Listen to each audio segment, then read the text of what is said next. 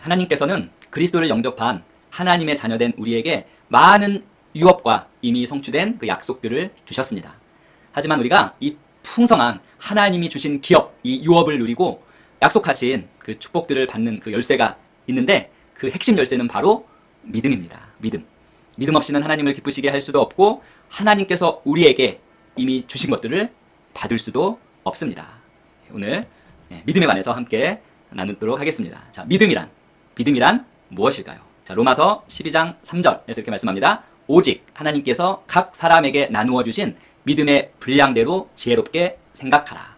우리가 주 예수 그리스도를 영접하고 하나님으로부터 다시 태어날 때 우리 모두는 이미 일정 분량의 믿음을 받았습니다.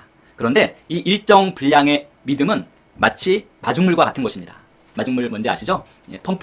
펌프를 처음 시작할 때 물을 끌어올리기 위해서 부어주는 한 바가지 정도의 물입니다.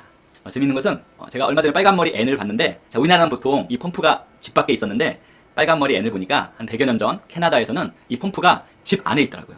주방 안에 조그만한 펌프가 있어서 마중물 넣어서 펌프를 해서 바로 집 안에서 쓸 수 있도록 이렇게 하는 것을 보았습니다. 이 믿음은, 특별히 일정 분량의 이 믿음은 마중물과 같은 것입니다. 이 마중물과 같은 이 믿음, 이미 우리에게 주신 이 일정 분량의 믿음을 가지고 더 많은 여러 가지 분야 있죠. 치유나 재정, 형통, 탁월함, 호의, 영혼 구원으로 우리의 믿음을 증가시켜 가면서 이 각각의 분야에 대한 믿음을 더 강하게 하는 것이 바로 우리가 해야 할 일입니다.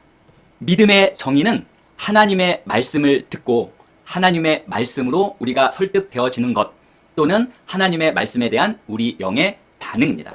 자, 믿음은 말씀에 우리가 설득되어지는 것입니다. 또는 하나님 말씀에 대한 우리의 영의 반응, 리스판스죠. 반응입니다. 반응. 말씀에 영이 제대로 반응할 때는 크리스 목사님 그 교회처럼 막 성도들이 뛰고 막 함성을 지르고 기뻐하는데, 바로 말씀에 우리 영이 반응할 때 이루어지는 일입니다. 찬양도 마찬가지입니다. 찬양도 하나님의 말씀을 곡조로 만들어서 우리가 노래할 때 그 말씀에 대한 우리의 영의 반응이 나타납니다. 기쁨으로 부리치면서 춤추면서. 자, 이처럼 어떤 분야에 하나님의 약속의 말씀을 들을 때 그 말씀에 우리가 설득되어졌다면 우리는 이미 그 분야의 믿음을 가지고 있는 것입니다. 치유면 치유에 대한 믿음을 가지고 있는 것입니다. 재정이면 재정에 대한 믿음을 가지고 있는 것입니다. 히브리서 11장 1절 같이 읽어보겠습니다. 믿음은 바라는 것들의 실상이요 보이지 않는 것들의 증거니. 믿음이란 우리가 하나님의 말씀을 들을 때 설득되고 우리의 영이 반응하는 것입니다. 또 믿음이란 무엇입니까? 바라는 것들의 실상이라고 말씀하고 있습니다.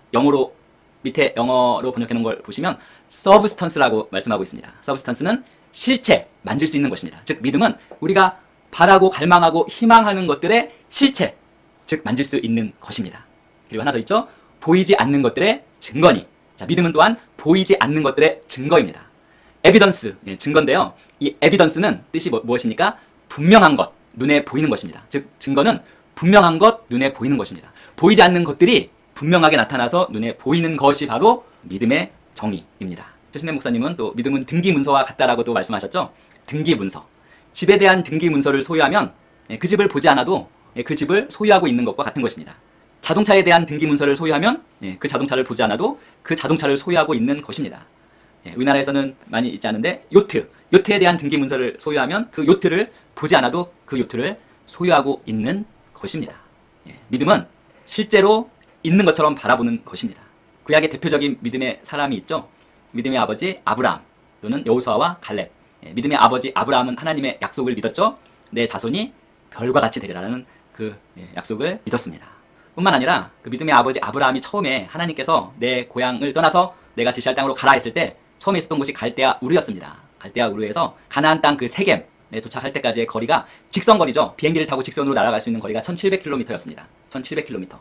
그러니까 꼬불꼬불한 아마 길을 사용했으면 2000km 그 이상 되는 그 길을 떠난 것입니다. 믿음 없이는 결코 그 길을 떠날 수 없었을 것입니다. 그만큼 우리가 아브라함을 믿음의 아버지라 하는 것은 약속하신 것을 믿었을 때 그것이 정말 이루어지고 그것이 확실한 사실인 것처럼 눈에 보이는 것처럼 믿었기 때문에 이것이 가능했습니다.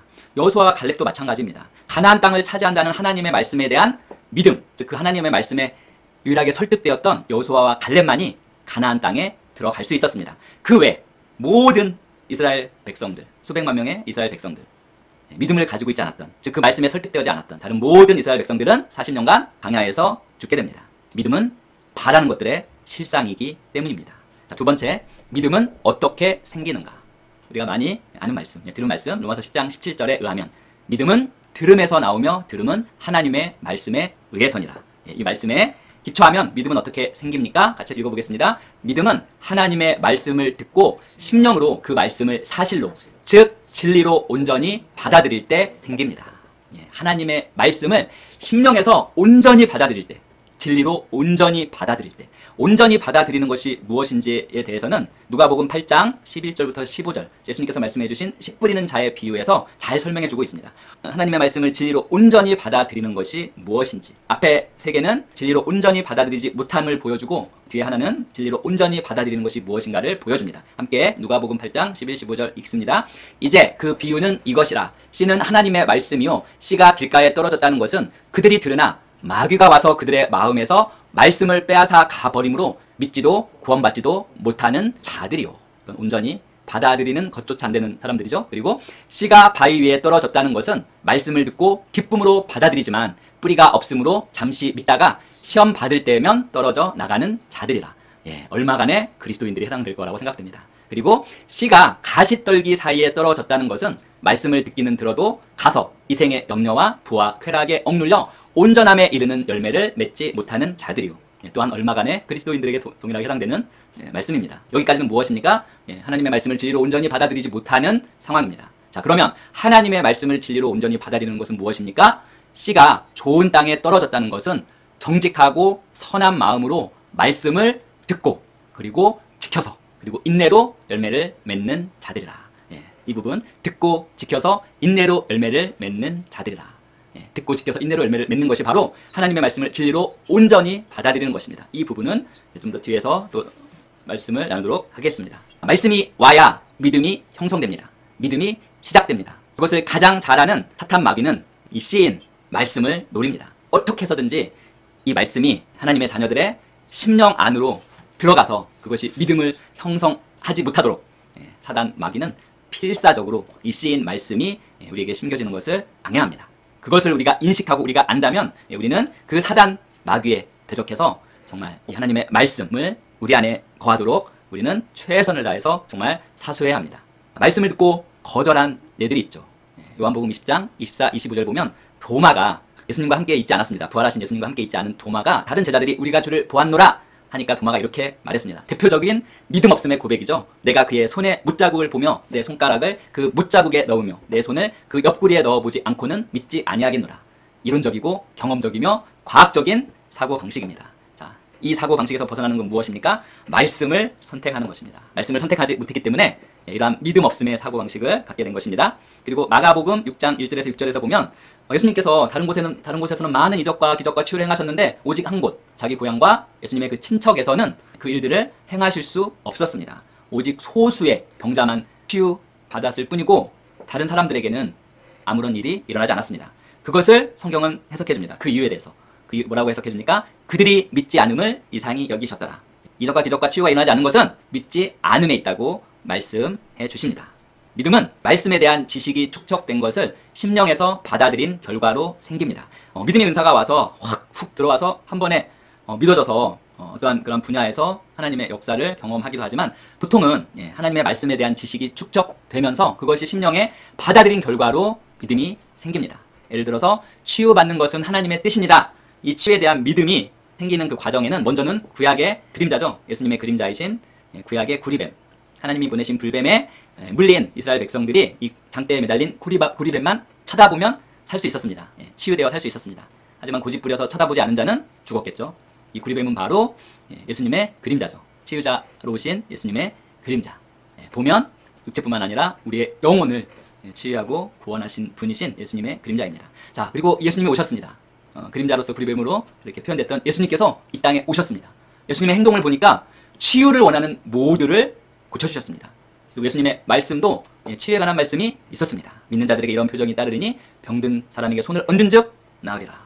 자신을 따르는 모든 자들에게는 치유하는 은사가 임하게 될 거라고 말씀하고 있습니다. 그리고 이를 뒷받침하는 성경 구절들 같이 읽습니다. 그러나 그는 우리의 허물로 인하여 상처를 입었고 그는 우리의 죄악으로 인하여 상하였도다. 우리의 화평을 위한 징계가 그에게 내려졌고 그가 맞은 책찍으로 우리가 치유되었도다. 그렇게 하심은 선지자 이사야를 통하여 말씀하신 것을 이루려 하심이니 그가 친히 우리의 연약함을 맡으시고 우리의 질병을 짊어지셨느니라고 하셨더라. 그가 친히 나무 달린 자신의 몸으로 우리의 죄들을 담당하셨으니 이는 우리가 죄들에는 죽고 의에는 살게 하려 하심이니라. 그가 채찍에 맞음으로 너희가 낫게 되었느니라. 이러한 것들이 축적되어서 치유에 대한 믿음이 생기는 것입니다. 저도 이러한 말씀들을 지식적으로만 알고 있다가 2018년 초죠. 그리스도 대사들 교회에 초청되어서 치유 집회를 인도하셨던 커리 목사님, 그 커리 목사님의 주일 설교를 듣는데 아마 그때 커리 목사님이 설교를 듣다가 콜라에 대한 이야기를 했습니다. 자신은 다이어트 콜라가 아니라 그냥 콜라를 매일매일 거의 한 1.5리터는 드시는 것 같아요. 콜라를 드신다는 그 이야기에서 저에게 믿음이 훅 들어온 것을 경험했습니다. 그리고 다음 날이 제가 피검사를 하는 날이었는데 그 다음 날 피검사를 했는데 그 전에 10여 년 이상 동안 한 번도 받아보지 못했던 피를 가지고 35가지 테스트를 했는데 모든 항목에서 정상이 나오는 그 검사 결과지를 받게 되었습니다. 그때 치유에 대한 믿음이 훅 들어왔고 동시에 제 피가 깨끗해진 것입니다. 세 번째, 믿음이 하는 일입니다. 자, 믿음이 하는 일이 무엇일까요? 첫 번째는 하나님을 기쁘시게 합니다. 우리가 믿음을 가지면 이 믿음은 하나님을 기쁘시게 합니다. 히브리서 11장 6절 말씀하시죠. 믿음 없이는 하나님을 기쁘시게 할 수 없나니. 히브리서 10장 38절도 말씀합니다. 의인은 믿음으로 말미암아 살리라. 그러나 누구라도 뒤로 물러나면, 믿음에서 뒤로 물러나면 내 혼이 그를 기뻐하지 아니하리라. 즉 믿음은 하나님께서 자녀인 우리에게 주신 것을 우리가 취하여 누리게 하는 것이기 때문에, 그것이 믿음이기 때문에 우리의 아버지이신 하나님을 기쁘시게 합니다. 왜일까요? 자녀의 기쁨을 보는 것이 바로 아버지의 기쁨이기 때문입니다. 자녀가 잘 되는 것을 보는 것이 바로 아버지의 기쁨이기 때문입니다. 바로 이 믿음이 자녀인 우리가 잘 되도록 해주는 것이기 때문입니다. 믿음은 하나님을 기쁘시게 합니다. 그리고 믿음은 믿음으로 살게 하는 것입니다. 그리스도인의 삶의 방법이자 방식입니다. 우리가 믿음으로 행하고 보는 것으로 하지 아니함이라. 고린도후서 5장 7절. 이제 의인은 믿음으로 말미암아 살리라. 히브리서 10장 38절. 믿음은 그리스도인의 삶의 방식입니다. 세 번째, 믿음은 하나님이 주신 것들을 얻게 합니다. 히브리서 11장 33절을 보면 그들은 믿음을 통하여 왕국들을 정복하기도 하고, 왕국을 정복했습니다. 의를 이루기도 하며 의를 이루었습니다. 약속들을 받기도 하며 약속들을 받았습니다. 사자들의 입을 막기도 하며. 다니엘과 새 친구들 이야기죠. 이 히브리서 10장 11장 33절은 구약의 하나님의 사람들에 관한 이야기입니다. 다시 태어난 거듭난 우리는 이미 다 받은 것들입니다. 하나님이 주신 것들, 이미 다 받은 하나님의 주신 것들을 취해서 실질적으로 누리게 하는 것이 바로 믿음입니다. 자, 마지막으로 믿음이 하는 일, 우리를 방어해 줍니다. 에베소서 6장 16절 보면 믿음의 방패가 나오죠. 모든 것 위에 믿음의 방패를 가짐으로써 능히 너희가 악한 자의 모든 불붙은 화살을 끌 수 있을 것이라. 믿음은 바로 방패로서 우리를 방어해 주고 우리를 보호해 주는 것입니다. 자, 그런데 이 믿음은 풀어놓아서 역사하게 해야 합니다. 자, 이게 가장 중요합니다. 자, 풀어놓다가 영어로 release입니다. release. 가지고 있는 건데 그것을 어떤 방법으로 release, 풀어놓아서 그것이 나가게, 나타나게, 표현되게 해야 한다는 의미입니다. 믿음은 풀어놓아져야 합니다. 표현되어져야 합니다. 나타나야 합니다. 증거로 나가야 합니다. 믿음은 풀어놓아 역사하게 합니다. 근데 어떻게 풀어놓습니까? 딱 두 가지가 있습니다. 두 가지. 성경을 읽어보면 믿음을 풀어놓는 두 가지는 바로 행함과 입술의 고백입니다. 나 형제들아, 만일 누가 믿음을 가지고 있다면서 행함이 없다면 무슨 이익이 있겠느냐? 그와 같이 행함이 없으면 믿음만으로는 죽은 것이라. 믿음이 행함으로 온전케 되었음을 내가 보느냐? 또한 배들을 보라. 그렇게 크고 거친 바람에 밀려가도 지극히 작은 키로 키잡이가 원하는 곳 어디로든지 돌려지느니라. 이와 같이 혀도 작은 지체지만 큰 일들을 자랑하느니라. 보라, 작은 불이 얼마나 큰 것을 태우는가. 믿음을 풀어놓는 두 가지가 무엇입니까? 행함과 입술의 혀의 고백입니다. 같이 읽습니다. 우리의 마음에 믿음이 있어도 입으로 그 믿음을 고백하지 않으면 믿음은 역사할 수 없습니다. 마음으로 믿고 있는 것을 입으로 고백하고 믿음대로 행동하는 것은 그 믿음이 역사하도록 풀어놓는 것입니다. 자, 믿음을 풀어놓아서 역사하도록 하는 두 가지, 바로 고백, 입술의 고백과 행동입니다. 성도 여러분, 우리 안에 가진 이 믿음은 풀어놓아져야 활동성을 갖게 됩니다. 활동성이 없는 믿음은 어떤 믿음입니까? 죽은 믿음입니다. 자, 다섯 번째, 믿음은 지속적으로 먹여져야 합니다. 고린도전서 3장 6절 같이 읽어봅니다. 나는 심었고 아폴로는 물을 주었으나 하나님께서는 자라게 하셨느니라. 하나님의 이 말씀이 믿음을 자라게 합니다. 믿음이 무엇입니까? 하나님의 말씀에 의해서 설득되어지는 것입니다. 하나님의 말씀에 반응하는 것입니다. 즉 하나님의 말씀이 믿음을 자라게 합니다. 그러므로 이 하나님의 말씀을 묵상하는 것, 하나님의 말씀을 곰곰이 숙고하고 입으로 중얼거리며 큰 소리로 포효하듯이 고백하는 것이 바로 우리의 믿음을 증가시키는 것입니다. 자라게 하는 것입니다. 그리고 우리는 이 믿음이 삶을 지배하도록 해야 합니다. 자, 믿음이 무엇을 말할까에 주도권을 가져야 합니다. 또 어떻게 생각할까에도 역시 믿음이 주도권을 가져야 합니다. 그리고 무엇을 행할까에도 믿음이 주도권을 가져야 합니다. 주도권을 갖는다는 것은 지배한다는 것입니다. 말과 생각과 행동을 지배하도록 해야, 말과 생각과 행동에 주도권을 가지도록 해야지 우리는 이 믿음의 열매, 믿음의 결과를 누릴 수 있는 것입니다. 믿음은 어디에서 옵니까? 말씀을 들음으로. 자, 말씀을 들음으로 믿음이 왔다면 육신이 아니라 믿음이 우리의 말과 생각과 행동을 지배하도록, 주도권을 갖도록 해야 합니다.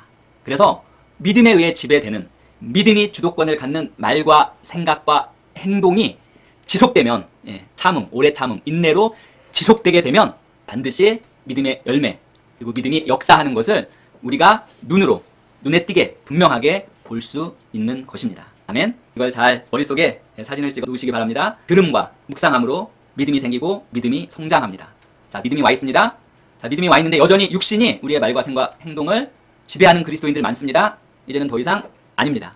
육신이 아니라 우리의 믿음이 말과 생각과 행동을 지배합니다. 말과 생각과 행동의 주도권을 갖습니다. 그러면 그러한 상태가 쭉 지속되면 우리의 말과 생각과 행동, 믿음에 의해 지배되는 말과 생각과 행동은 반드시 열매를 맺습니다.